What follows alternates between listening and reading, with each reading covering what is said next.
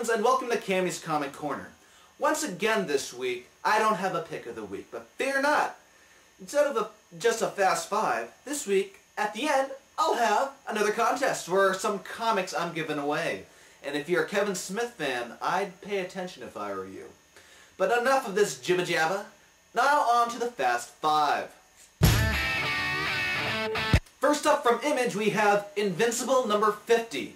And yes, it's finally arrived. It's been quite a few months since issue number 49 came out on that terrific cliffhanger, and it's finally resolved in this issue. Cecil doesn't trust Invincible anymore and sends his army of undead robots to finish him off.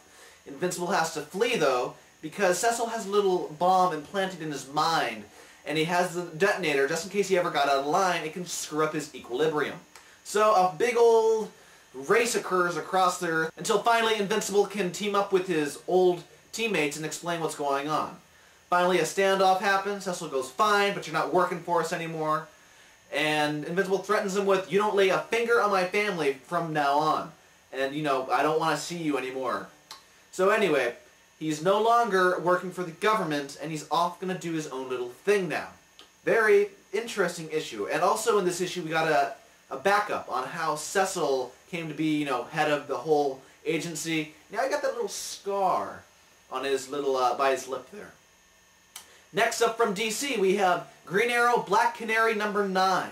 The previous issue, they come across Plastic Man on their search for Connor, and that was the cliffhanger. This issue, Plastic Man is going to help them find Connor, after finding out, though, that even though he's been missing for all this time, no one's noticed. And he feels kind of abused and used and unappreciated. In this issue, Speedy and her new friend try to go find the League of Assassins. Turns out the League of Assassins found them. And the search for Connor continues, with Batman helping now.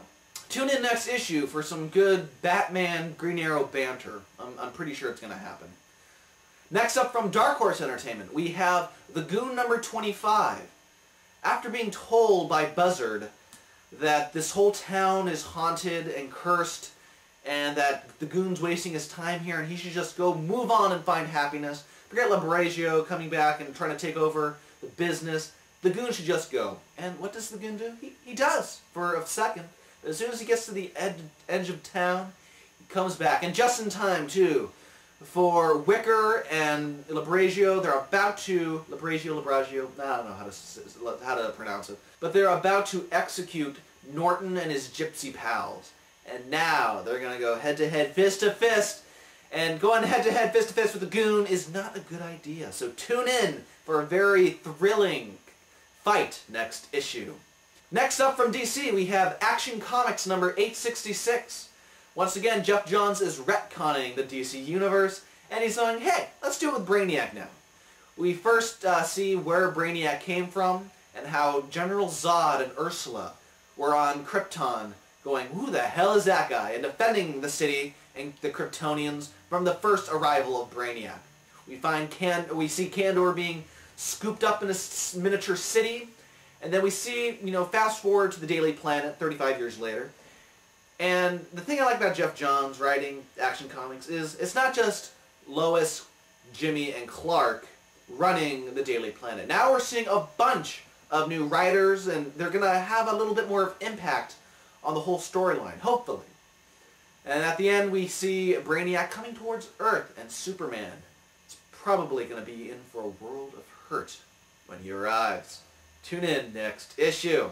And finally this week we have from Marvel, The 12, number 6.